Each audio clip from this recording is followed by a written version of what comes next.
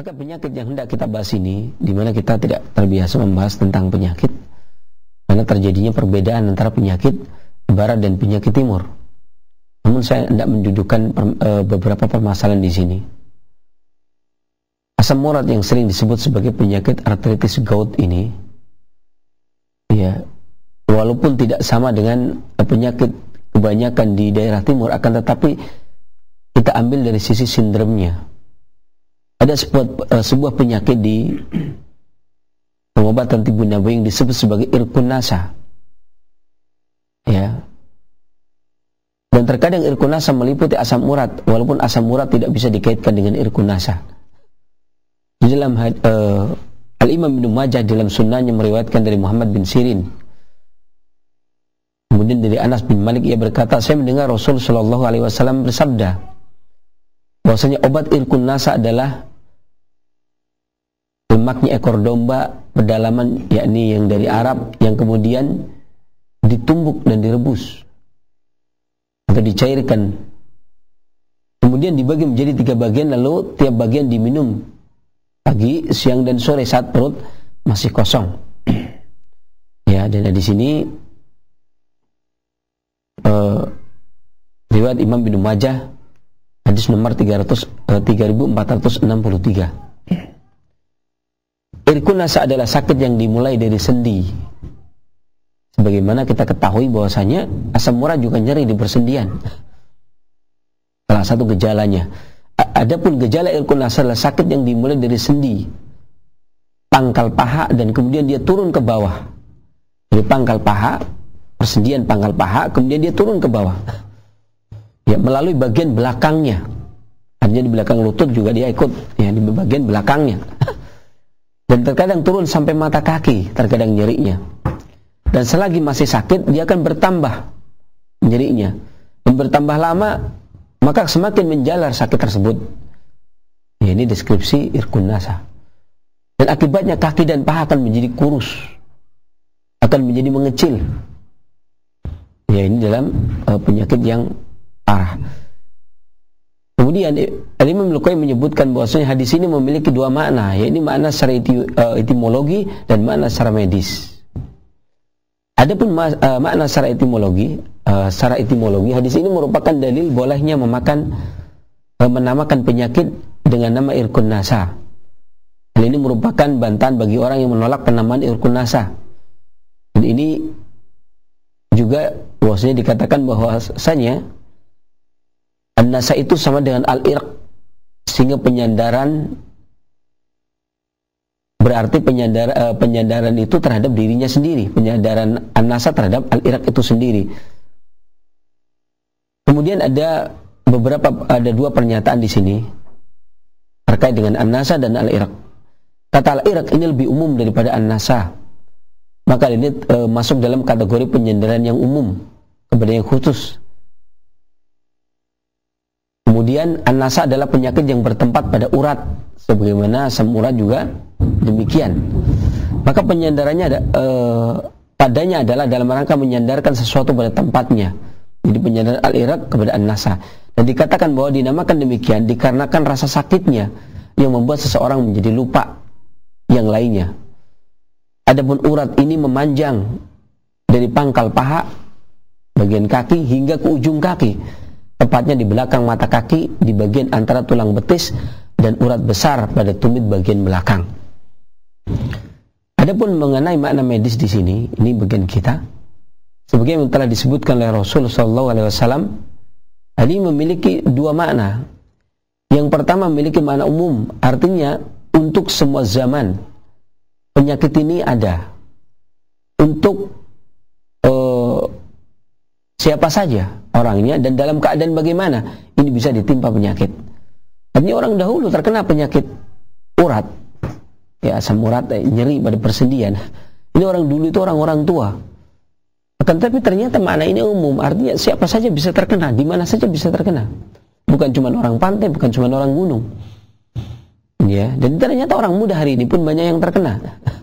Kemudian yang kedua memiliki makna yang khusus, artinya khusus untuk unsur-unsur yang kita sebutkan tadi,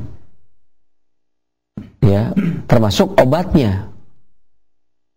Dan pengobatan yang dilakukan dengan ekor kambing ini, maka hal ini dikhususkan oleh orang-orang Hijaz, untuk orang-orang Hijaz.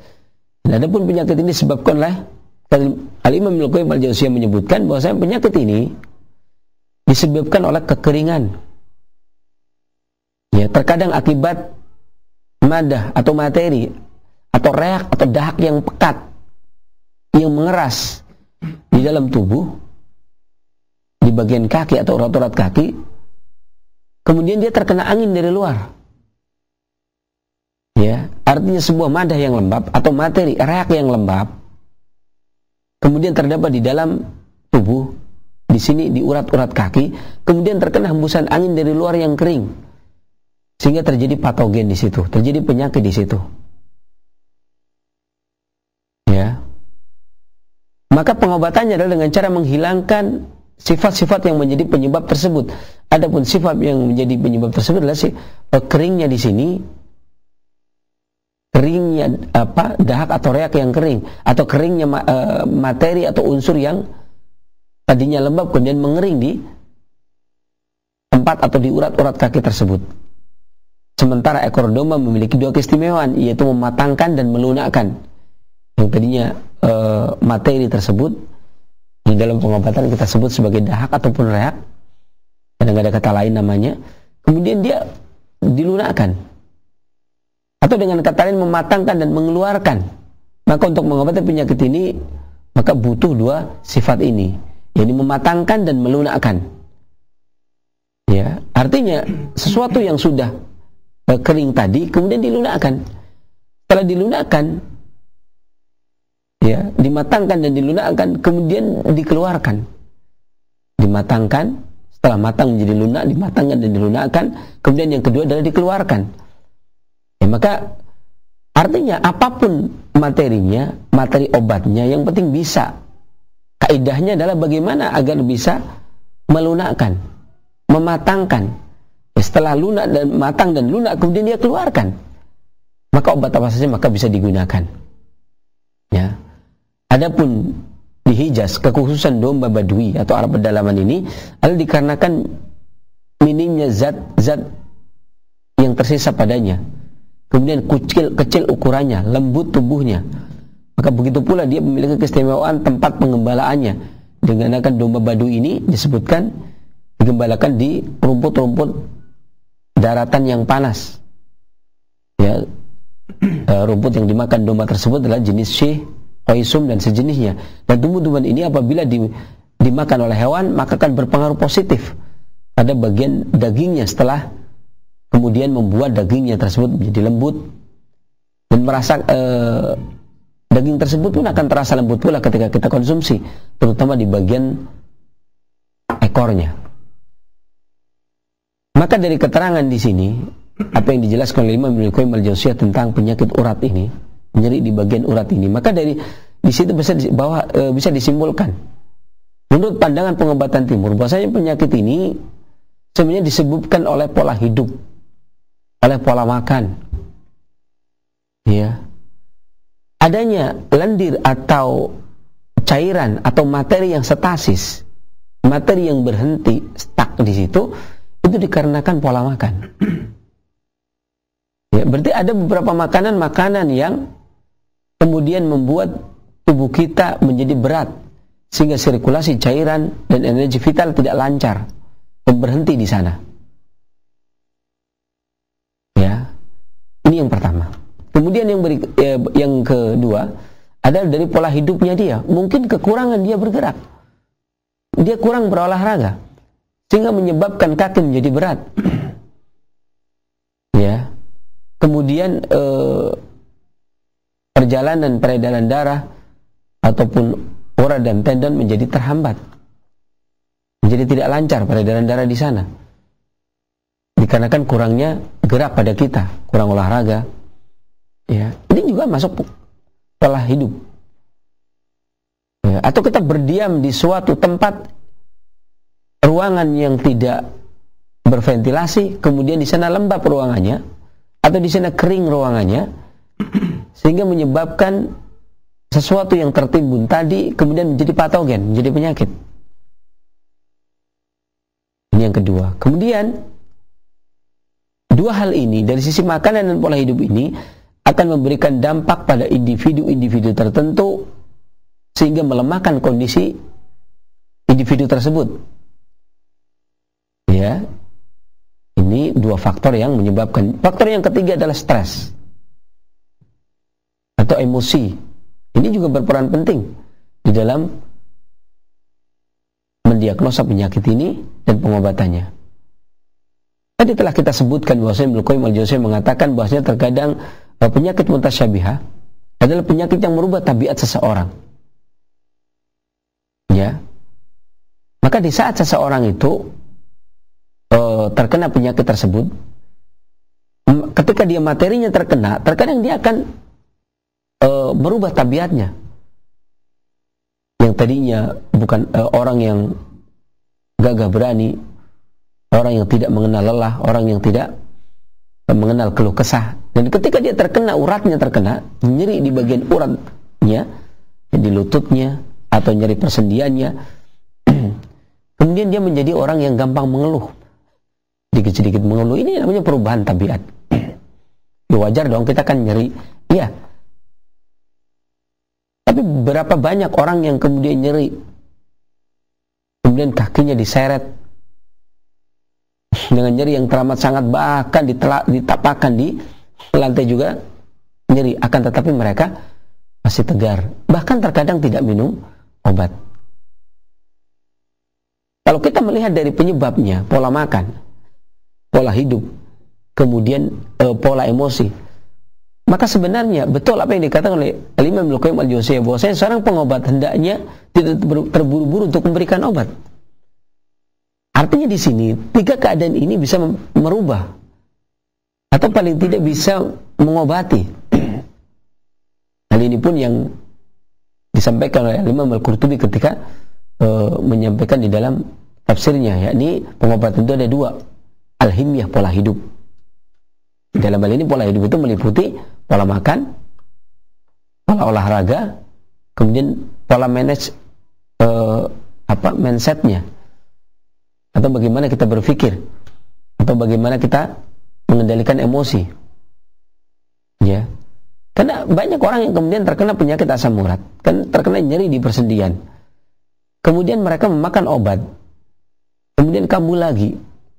Tetapi terkadang juga obat yang dia minum tidak berguna ketika dia tidak melakukan diet atau berpantang, atau istilah yang disebut oleh Haris bin Kaladah, seorang dokter di zaman Rasulullah SAW, yakni al-himyah.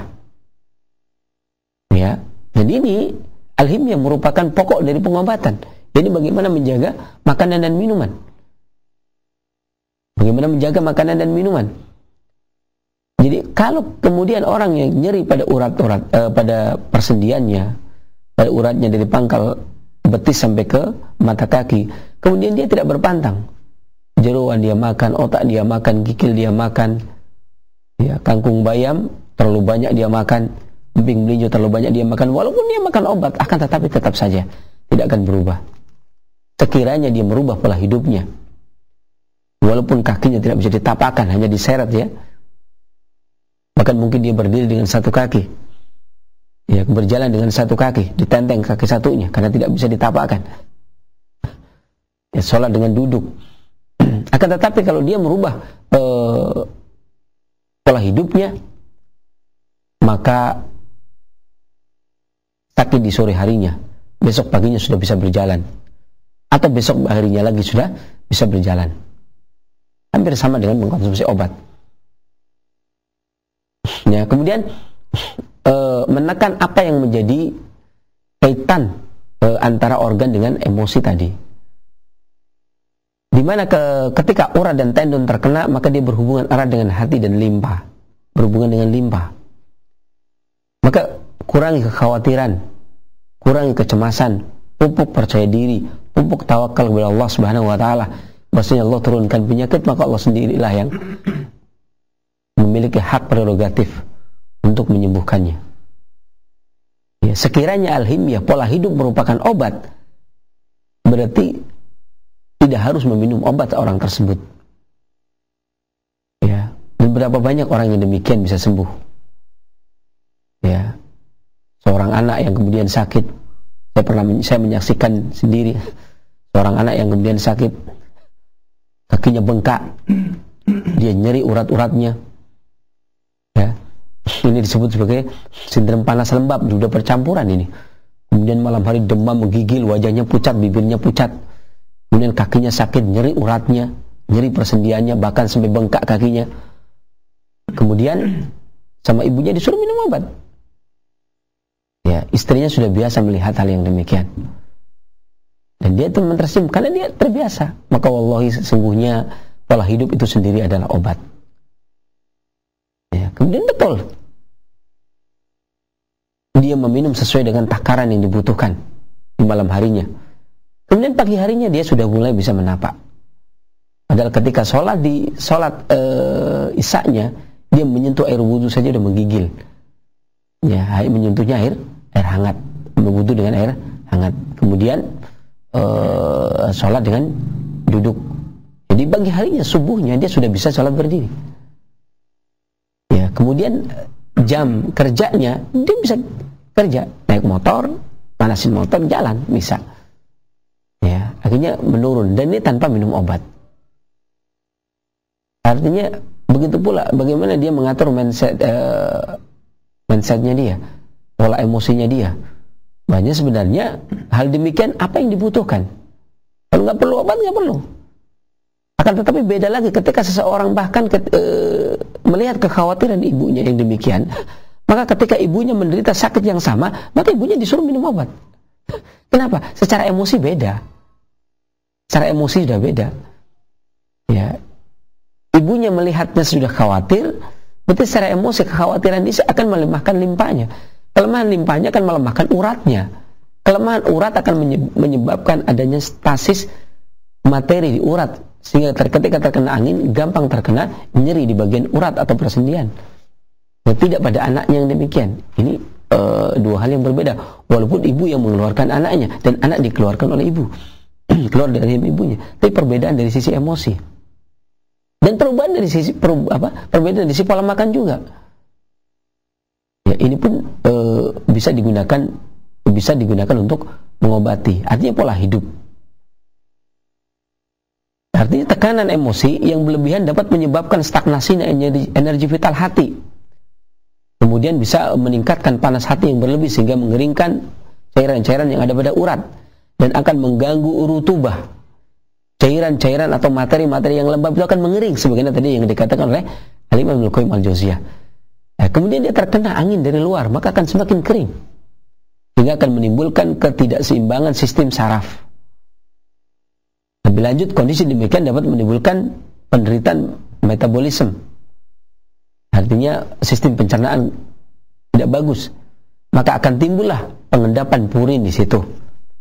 Materi purin yang kita sebutkan tadi adalah materi yang stuck di situ, yang dia mengering, ya, kemudian menjadi patogen karena disebabkan terkena angin.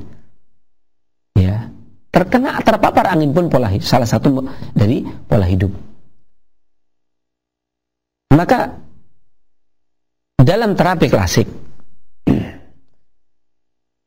caranya adalah dengan cara menurunkan kadar yang menyebabkannya, urinnya atau sesuatu yang membuat stuck pada hati, kemudian tidak mengalirnya materi, kemudian sesuatu yang stuck yang mengganggu urat dengan cara alhimyah, pengaturan atau pola diet, pola hidup, sehingga meredakan peradangan dan nyeri.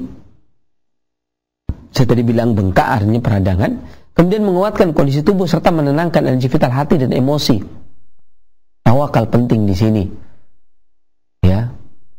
Kemudian perawatan secara psikologis yang ditujukan untuk mengurangi faktor stres, dan penting juga dalam perkembangan penyakit ini pada umumnya, di mana pada umumnya pasien tidak menyadari kalau dirinya sedang dalam keadaan stres. Stres itu stressing, artinya tertekan.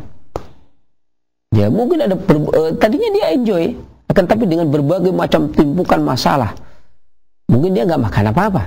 Dengan timbunan masalah, maka akan stagnasi hati sehingga urat menjadi materi yang ada pada urat menjadi stuck di situ, stasis di situ. kemudian bisa jadi saya nggak makan apa-apa, saya nggak makan jeruan, saya nggak makan kangkung, nggak makan bayam, tapi kok kenapa saya terjadi kena asam urat? Dia tidak sadar kalau dia dalam keadaan stres. Mungkin banyak penumpukan permasalahan sehingga timbul nyeri pada urat-uratnya, nyeri pada persendiannya. Ya, ini irkun nasa, dan ini lebih luas cakupannya. Bisa masuk ke dalam rematik, bisa masuk kategori asam urat, ya, ini masuk ke dalam irkun nasa. Ini dasar terapi. Adapun gejala umum yang timbul biasanya adalah sakit yang teramat sangat pada satu tulang sendi. Bahkan terkadang sendinya membengkak, hangat ketika diraba. Dan saya menyaksikan sendiri, kemudian sangat lunak, kulitnya menjadi tegang, mengkilap, merah. Biasanya serangan pada sendi, ini pergelangan kaki, lutut, tangan ataupun kaki. Ini gejala umum. Kemudian peradangan sendi dikarenakan adanya kristal asam urat pada sendi. Bisa juga disebabkan oleh terjadi komplikasi dengan batu ginjal asam urat, encok ginjal ya. Komplikasi selanjutnya adalah kerusakan pada sendi, gagal ginjal, batu urat di saluran kencing, ini pada gangguan yang lama. Adapun beberapa nasihat dan anjuran. Seseorang yang menderita irkun nasa, nyeri di persendian dan di urat-uratnya, yang dikarenakan oleh sindrom angin yang mendominasi, yang dimana sakitnya itu berpindah-pindah. Kalau orang dulu bilang encok, sakitnya berpindah-pindah nyerinya. Maka tanaman yang bagus adalah daun peppermint, itu bagus. Seledri itu bagus. Daging kelapa itu bagus. Kemudian daun bawang itu bagus. Jadi ini yang bisa digunakan makanan sebagai obat. Sementara irkun nasa atau nyeri persendian atau gangguan urat yang disebabkan oleh sindrom dingin, ya, dia stuck, kemudian kering, kemudian terkena sindrom dingin, komplikasinya, maka yang paling bagus adalah tanaman yang bersifat hangat seperti lada, adas, kemudian jahe segar. Ini bermanfaat untuk menurunkan. Maka terkadang orang asam urat obatnya jahe, terkadang orang asam urat obatnya seledri, terkadang obatnya daun bawang. Ini dikarenakan perbedaan sindrom yang ada. Ya. Makanya ini juga menjelaskan kepada kawan-kawan semua bahwa terkadang mereka menanyakan, saya bilang, menurut dokter asam urat, saya nggak tahu, karena satu orang asam urat berbeda dengan orang yang terkena asam urat lainnya. Ini kita sebut irkun nasa. Kemudian mereka terkena penyakit. Nah, oke lah, kemudian kita globalkan untuk memudahkan bahasan, kita sebut misalkan asam urat misalkan. Tetapi ada yang didominasi oleh sindrom angin, dia sakitnya berpindah-pindah, maka obatnya berbeda dengan sindrom dingin. Artinya ketika dia terkena dingin, dia nyeri. Apa disebut rematik biasanya orang. Ya, maka obatnya berbeda dengan tadi yang berpindah-pindah. Kemudian terjadi disebabkan sindrom kelembapan yang mendominasi. Maka yang paling bagus yang digunakan adalah ikan gurame. Gurame bakar, ya, kasih bubuk lada, kemudian cabai bawang secukupnya, kemudian dimakan. Ini bermanfaat untuk mengatasi sindrom kelembapan. Loh, kok makanan? Tadi juga Rasul SAW mengatakan ekor kambing, ya kan? Nggak menyebutkan obat, tapi itu obat, ya. Obatnya adalah ekor kambing. Nah, ini obatnya adalah ikan gurame. Kemudian seledri, itu juga masih bagus. Kemudian kulit ubur-ubur, ya. Kemudian kedelai, tentunya cukup 100 cc biasanya seharinya. Kemudian gangguan urat atau nyeri persendian yang disebabkan oleh sindrom panas yang mendominasi. Dia cairan atau materi yang stasis berhenti, kemudian terkena panas yang dominan, maka artinya dia tubuhnya juga panas, ininya juga meradang panas, maka obatnya yang paling bagus adalah pisang. Kemudian jamur hitam, ya, kemudian garam, karena garam menguatkan ginjal. Garam menguatkan ginjal sehingga sejuknya ginjal akan menetralkan panas yang ada di dalam tubuh. Kemudian jus stroberi, mentimun, daun bit dan daun peppermint. Ya, kemudian asam urat yang disebabkan oleh angin dingin lembab. Ini percampuran namanya, komplikasi. Ya. Nyeri persendian dan nyeri urat yang dominannya adalah disebabkan oleh angin dingin dan lembab. Makanya obatnya adalah perpaduannya. Daun permin, lada, adas dan jahe segar yang kemudian diseduh digunakan seperti minum teh. Ya. Ya, kemudian asam urat atau nyeri persendian dan nyeri urat disebabkan oleh sindrom astenia haroroh atau kekurangan panas dan energi vital pada tubuh serta penumpukan rutubah, penumpukan purin atau penumpukan makanan yang tidak bisa digunakan. Maka obatnya adalah pisang, jamur hitam, garam, stroberi, mentimun, daun bidan, daun peppermint. Adapun makanan yang tidak dianjurkan, untuk makan udang, kerang, kepiting, jeroan, otak, kikil, kemudian makanan kaleng. Ya, makanan kaleng itu berarti ya makanan kaleng. Ya. Kemudian kacang-kacangan dalam bentuk kering, kemudian melinjo, emping melinjo, kemudian bayam, buncis, kembang kol, kangkung, asparagus, kemudian alkohol. Ya, di samping haram tidak boleh. Kemudian termasuk tape dan minuman hasil fermentasi, karena maksudnya demikian. Kemudian durian, alpukat, nanas, dan air kelapa, dikarenakan makanan ini di dalam usus difermentasi menjadi alkohol. Durian difermentasi di usus menjadi alkohol. Begitu pula dengan alpukat, nanas, dan kelapa. Kesimpulannya, bahwasanya satu penyakit ya, yang mungkin menurut Barat misalkan asam urat, maka kemudian dipecah di dalam pengobatan timur, kemudian dibagi menjadi beberapa bagian.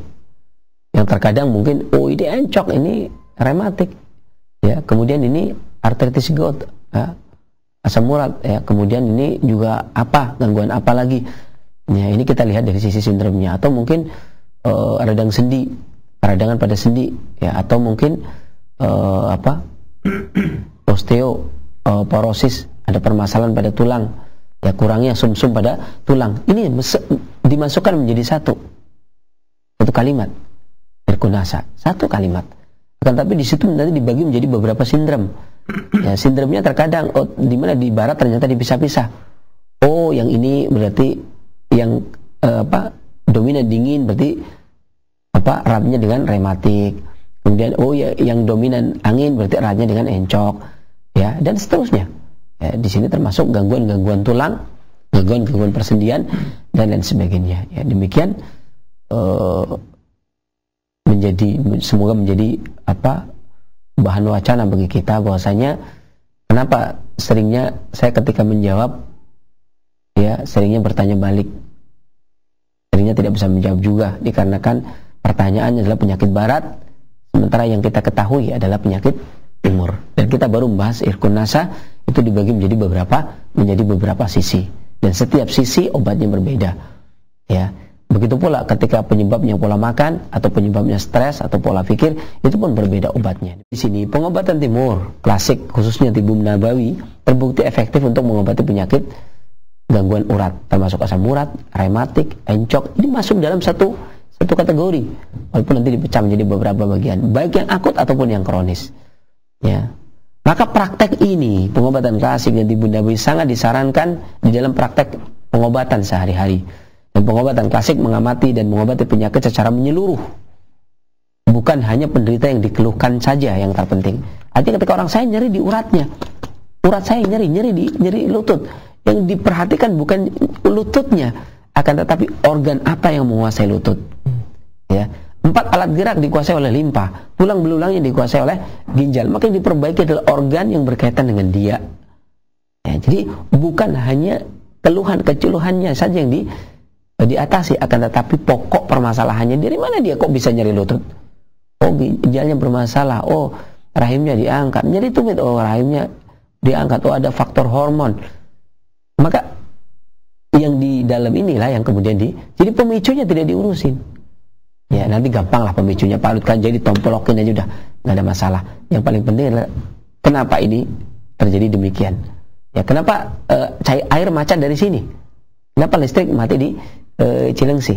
Ya, jadi bukan berarti kemudian kita tidak cari permasalahannya. Datanglah ke PLN. Ya, di mana? Pusatnya sini. Maka yang diperbaiki di sana, kita di sini pun akan nyala. Jadi demikian instalasi. Karena haroroh, energi vital itu seperti listrik, seperti aliran listrik, dia tidak terlihat.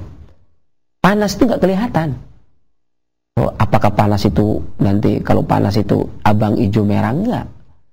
Nggak kelihatan di situ. Dan kekuatan itu nggak kelihatan. Orang yang punya kekuatan itu nggak kelihatan. Ketika duduk bareng, nggak kelihatan. Hanya kekuatan, tenaga, energi vital itu nggak kelihatan. Ada seorang yang ahli kungfu, ya, berkekuatan besar, tapi tubuhnya kecil, ya, pakai baju, ya, tidak percaya kalau dia seorang ahli bela diri, kekuatan itu tidak kelihatan. Ya, maka demikian, lihatlah pokok-pokoknya di mana ini permasalahannya. Begitu pula coba ketika listrik mati, mesti PLN akan nyari permasalahan di mana ini. Oh, di bagian sini, diperbaiki situ semuanya nyala. Ya, begitu pula dengan dia tidak hanya mencari permasalahan pokoknya saja, tetapi siapa sih yang bikin masalah di sini. Ya.